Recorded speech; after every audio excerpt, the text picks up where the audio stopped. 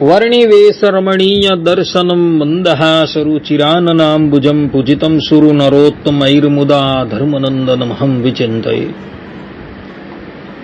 असतोमा षड्गमय तमसोमा ज्योतिर्गमय मृत्युर्मा अमृतम गमय.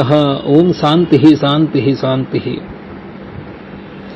अस्मद् गुरु समारंभाम नाथयामून मध्यमाम लक्ष्मी वल्लभ पर्यंताम वंदे गुरु परंपरा.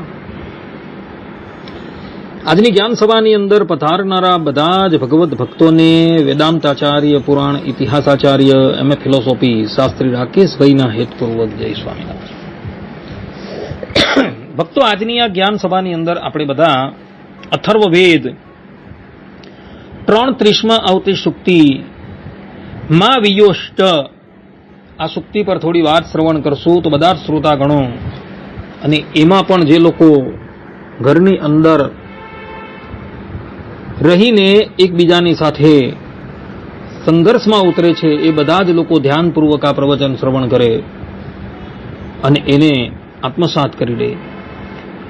તો અથર્વવેદ 3:30માં વેદ ભગવાન કહે છે માં વિયોષ્ટ, અર્થાત કે અંદરો અંદર ફાટફૂટ ન પાડો, અંદરો અંદર કલેશ ક્યારેય પણ કરો નહીં. આ પ્રમાણે વેદ ભગવાને મનુષ્ય માત્રને અંદરો અંદર વિવાદ કરવાની સ્પષ્ટ રૂપે મનાઈ કરેલી છે. આજના સમયમાં પણ જે કુટુંબ, સમાજ કે રાષ્ટ્ર અંદરો અંદર વિખવાદ કરે છે, લડાઈ ઝઘડા કરે છે, ગૃહ ક્લેશ કરે છે, તે ગમે તેટલું સમૃદ્ધ હોય તો પણ નષ્ટ થઈ જાય છે. કારણ કે સંગઠન અને પ્રેમમાં જ સાચું બળ રહેલું છે. વાલ્મીકી રામાયણમાં યુદ્ધકાંડ દરમિયાન વિભીષણ જ્યારે રાવણને આપસી કલહ અને ભાઈઓ વચ્ચેના વિવાદથી દૂર રહેવાની શિખામણ આપે છે, ત્યારે વિભીષણ રાક્ષસરાજ રાવણને કહે છે ન સાધુનામ ગૃહ કલેહો ન રાજ્યામ સુખદાયક આત્મછિદ્રમ પરેભ્યશ્ચ દર્શયત્ય વિનાશનમ. અર્થાત સજ્જનો માટે કે રાજાઓ માટે ઘરમાં અંદરો અંદરનો કલેહ એટલે કે ઝઘડો ક્યારેય સુખદાયક હોતો નથી. આપસી ઝઘડાથી આપણી પોતાની નબળાઈઓ શત્રુઓને દેખાઈ જાય છે અને તે આપણો વિનાશ નોતરે છે. આ પ્રમાણે મહાત્મા વિભીષણ રાવણને સલાહ આપે છે. રામચરિત માનસના ઉત્તરકાંડમાં ભગવાન શ્રી રામ જ્યારે અયોધ્યાની ગાદી પર બિરાજમાન થાય છે ત્યારે પોતાની પ્રજાને ઉપદેશ આપતા આંતરિક એકતાનું મહત્વ બતલાવતા રાઘવ કહે છે કે સોઈ સેવક પ્રિય તમ મમ સોઈ મમ પદ પદુમ પરાગર તોઈ કહું ભગતિ પથ કવન પ્રકારા પરહિત શરીસ ધર્મ નહીં ભાઈ પર પીડા સમ નહીં અગમાઈ. અર્થાત કે હે ભાઈઓ, બીજાનું હિત કરવા સમાન કોઈ શ્રેષ્ઠ ધર્મ નથી અને અંદરો અંદર એકબીજાને પીડા કે દુઃખ આપવા સમાન કોઈ મોટું પાપ કે અધર્મ નથી. હિતો ઉપદેશ મિત્ર લાભમાં નારાયણ પંડિત કહે છે કે અલ્પાનામપી વસ્તુનામ સંહતિ કાર્ય સાધિકા તૃણૈર ગુણત્વમાપન્નૈર બધ્યંતે મતદંતિનઃ. અર્થાત કે નાની નાની કે તુચ્છ વસ્તુઓનું સંગઠન પણ મોટા મોટા કામ સિદ્ધ કરી શકે છે. જેમ ઘાસના નાજુક તણખલાઓ ભેગા થઈને દોરડું બને છે, ત્યારે તેનાથી મદોન્મત હાથી પણ બંધાઈ જાય છે. તંત્રશાસ્ત્રમાં તંત્રકારો વિરોધ અને દ્વેષને સાધના અને સમૃદ્ધિનો નાશ કરનાર બતાવતા થકા કહે છે કે ભેદ બુદ્ધ્યા તુ યો મર્ત્ય કલહમ કુરુતે સદા સિદ્ધિશ્ચ નશ્યતે તસ્ય લક્ષ્મી ચૈવ પ્રનશ્યતિ. અર્થાત કે જે મનુષ્ય ભેદભાવ કે અહંકારથી પ્રેરાઈને સદા અંદરો અંદર ક્લેશ અને ઝઘડો કરે છે, તેની તમામ સિદ્ધિઓ, પુણ્ય અને ઘરની લક્ષ્મી નષ્ટ થઈ જાય છે. આ પ્રમાણે જે લોકો અંદરો અંદર વિવાદ કરે છે, તેના ઘરમાંથી લક્ષ્મીજી એઓને બે હાથ જોડીને ચાલ્યા જાય છે. આ સંબંધમાં ઈસબ નીતિ કથાની અંદર એક પ્રસંગ આવે છે. એ પ્રસંગ અવલોકન કરવા યોગ્ય છે.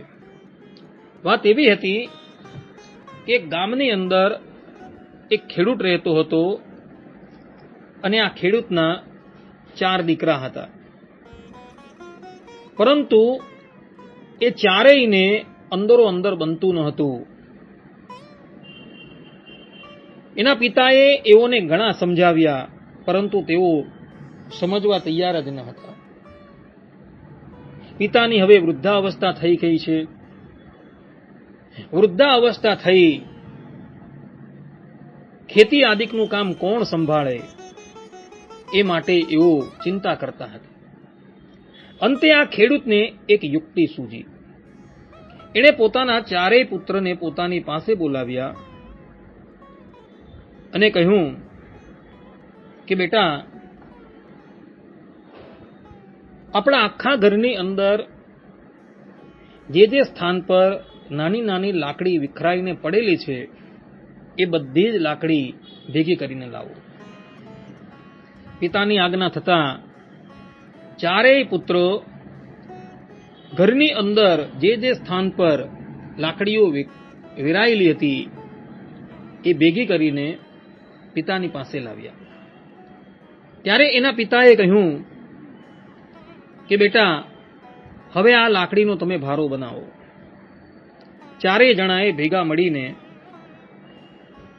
એ લાકડીનો ભારો બનાવ્યો. ત્યારબાદ એના પિતાએ કહ્યું કે બેટા, હવે આ લાકડીનો ભારો તમે તોડો. 4 ભાઈઓએ એક પછી એક ઘણો પ્રયાસ કર્યો અને 4 ભેગા મળીને પણ પ્રયાસ કર્યો, છતાં પણ એ લાકડીનો ભારો તૂટ્યો નહીં. ત્યારબાદ એના પિતાએ પોતાના 4 દીકરાઓને આજ્ઞા આપી કે તમે આ ભારો છોડી નાખો અને પછી એક એક લાકડી તોડો. 4 દીકરાઓએ લાકડીનો ભારો છોડ્યો અને પછી એક એક કરતા બધી જ લાકડી એ લોકોએ તોડી નાખી. વૃદ્ધ પિતાએ પોતાના બાળકોને સમજાવતા કહ્યું કે દીકરાઓ, તમે કંઈ સમજ્યા? ત્યારે એના દીકરાઓ કહે કે ના પિતાશ્રી. ત્યારે એ વૃદ્ધ પિતા બોલ્યા કે જ્યાં સુધી તમે 4 આ ગઠ્ઠાની જેમ ભેગા અને એક થઈને રહેશો, ત્યાં સુધી બહારની કોઈ પણ શક્તિ કે શત્રુ તમારું કાંઈ અનિષ્ટ કરી શકશે નહીં. પણ જો તમે અંદરો અંદર લડીને જુદા પડી જશો અને લાકડીની જેમ એકાકી થઈ જશો, તો તમારા શત્રુ તમને સરળતાથી ભાંગી નાખશે. માટે સંગઠનની અંદર જ શક્તિ રહેલી હોય છે. એક એક આંગળીને તો કોઈ પણ તોડી શકે છે, પરંતુ જ્યારે એ બધી જ આંગળીઓ ભેગી થાય છે અને એની મુઠ્ઠી બને છે, ત્યારે એ મુઠ્ઠીનો કોઈ સામનો કરી શકતું નથી. માટે તમે 4 જણા પણ હંમેશા સંગઠનમાં રહેજો, જેથી તમારી ઉન્નતિ થશે. આ પ્રમાણે જ્યારે વૃદ્ધ પિતાએ પોતાના 4 બાળકોને ઉપદેશ આપ્યો, ત્યારે એ 4 બાળકોને પણ પિતાની વાત ઉચિત લાગી અને પછી એઓ પોતપોતાનો આંતરિક વિવાદ છોડીને ભેગા થઈ ગયા અને પિતાની જેટલી પણ મિલકત હતી, જેટલું પણ કાર્ય હતું, એ બધું જ એ લોકોએ ઉપાડી દીધું હતું. માટે ભક્તો, સંગઠનની અંદર જ હંમેશા શક્તિ રહેલી હોય છે. એકાકી શક્તિ ક્યારેય પણ હોતી નથી અને એ ક્યારેય પણ કામ લાગતી નથી. અને એટલે જ માટે શિવ આગમની અંદર કહ્યું છે કે એક્યમ બલમ મહાલોકે ભેદાત વિનાશ ધ્રુવમ તસ્માત સર્વ પ્રયત્નેન કલહમ વર્જયેત સદા. અર્થાત કે આ સંસારમાં એકતા જ સૌથી મોટું બળ છે અને અંદરો અંદરના ભેદભાવ તથા લડાઈથી વિનાશ નિશ્ચિત છે. તેથી દરેક પરિસ્થિતિમાં પ્રયત્નપૂર્વક વિવાદ તથા ઝઘડાનો ત્યાગ કરવો જોઈએ. આ પ્રમાણે શિવ આગમની અંદર આ વાત કહેલી છે. અથર્વવેદમાં પણ વેદ ભગવાન કહે છે કે મા યુષ્મહી મનસા દૈવ્યેન, અર્થાત કે દિવ્ય મનને લડાઈ ઝઘડામાં ન ફસાવો.